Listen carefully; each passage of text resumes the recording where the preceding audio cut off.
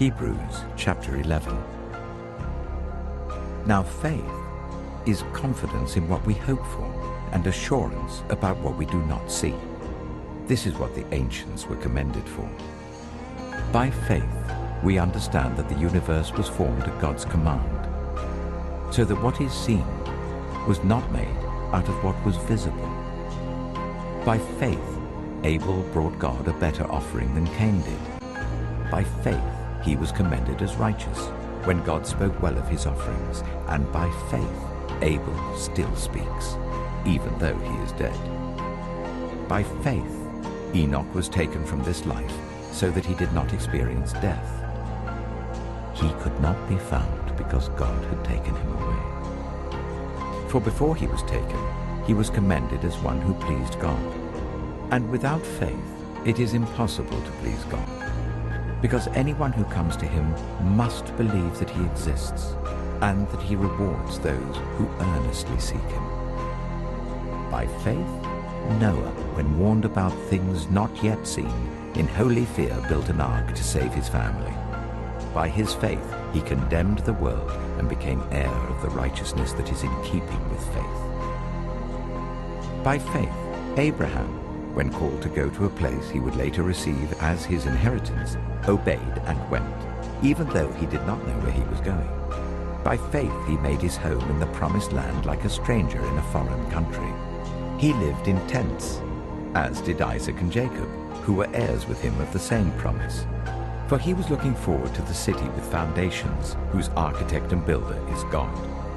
And by faith, even Sarah, who was past childbearing age, was enabled to bear children because she considered him faithful who had made the promise. And so from this one man, and he as good as dead, came descendants as numerous as the stars in the sky and as countless as the sand on the seashore. All these people were still living by faith when they died. They did not receive the things promised. They only saw them and welcomed them from a distance, admitting that they were foreigners and strangers on earth. People who say such things show that they are looking for a country of their own. If they had been thinking of the country they had left, they would have had opportunity to return. Instead, they were longing for a better country, a heavenly one. Therefore, God is not ashamed to be called their God, for he has prepared a city for them. By faith, Abraham, when God tested him, offered Isaac as a sacrifice. He who had embraced the promises was about to sacrifice his one and only son, even though God had said to him, "It is through Isaac that your offspring will be reckoned." Abraham reasoned that God could even raise the dead, and so, in a manner of speaking, he did receive Isaac back from death. By faith, Isaac blessed Jacob and Esau in regard to their future. By faith, Jacob, when he was dying, blessed each of Joseph's sons and worshipped as he leaned on the top of his staff. By faith, Joseph, when his end was near, spoke about the exodus of the Israelites from Egypt and gave instructions concerning the burial of his bones.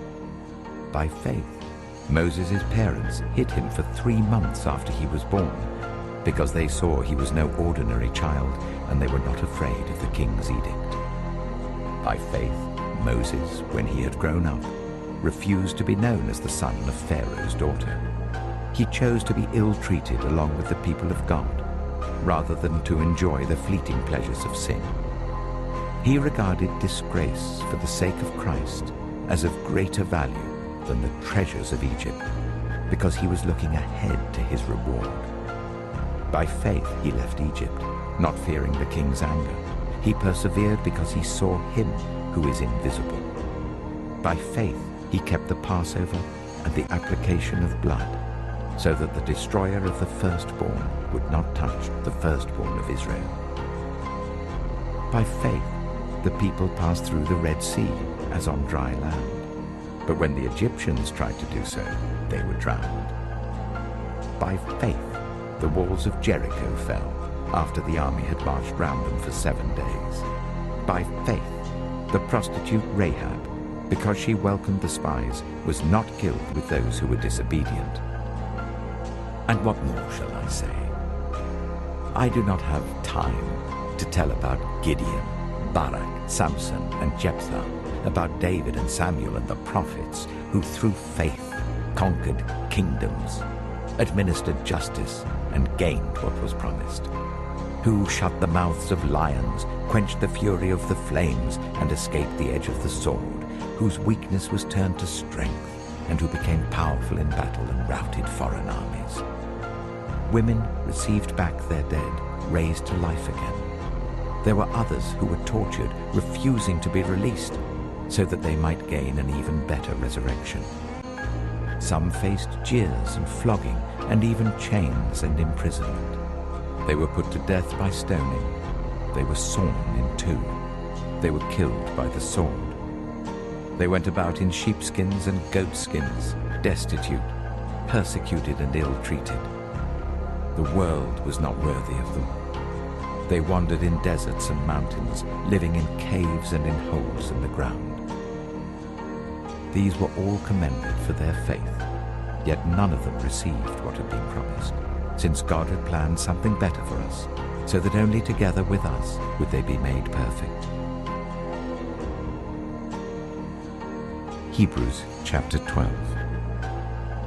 Therefore, since we are surrounded by such a great cloud of witnesses, let us throw off everything that hinders and the sin that so easily entangles, and let us run with perseverance the race marked out for us, fixing our eyes on Jesus, the pioneer and perfecter of faith. For the joy that was set before him, he endured the cross, scorning its shame, and sat down at the right hand of the throne of God.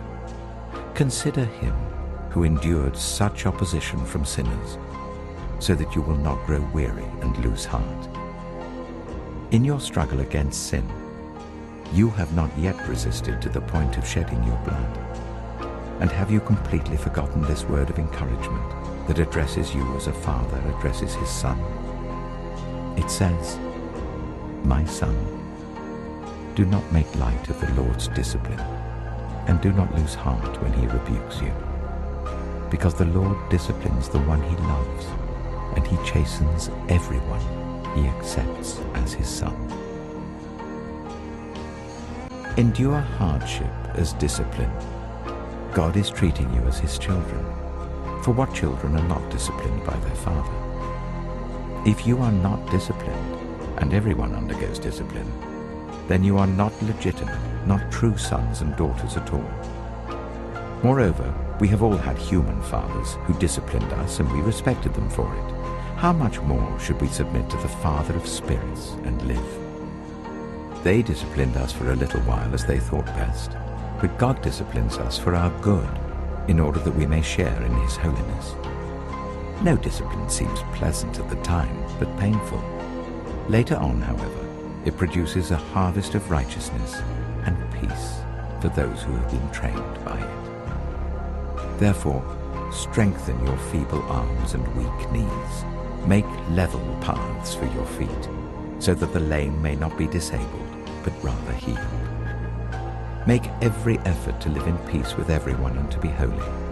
Without holiness, no one will see the Lord. See to it that no one falls short of the grace of God, and that no bitter root grows up to cause trouble and defile many. See that no one is sexually immoral, or is godless like Esau, who for a single meal sold his inheritance rights as the oldest son. Afterwards, as you know, when he wanted to inherit this blessing, he was rejected. Even though he sought the blessing with tears, he could not change what he had done.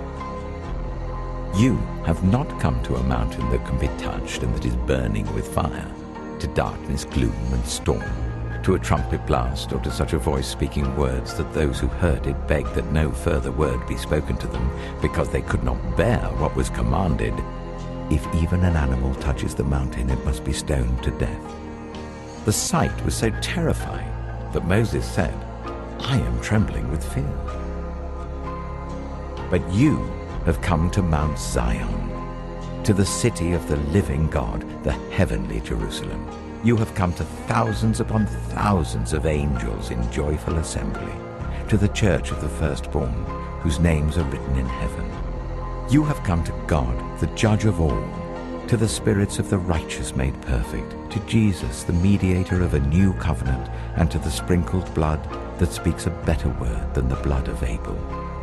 See to it that you do not refuse him who speaks. If they did not escape when they refused him, who warned them on earth, how much less will we if we turn away from him who warns us from heaven? At that time his voice shook the earth, but now he has promised, once more I will shake not only the earth but also the heavens.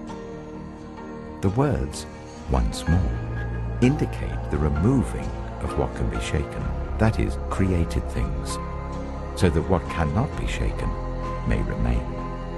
Therefore, since we are receiving a kingdom that cannot be shaken, let us be thankful, and so worship God acceptably with reverence and awe, for our God is a consuming fire.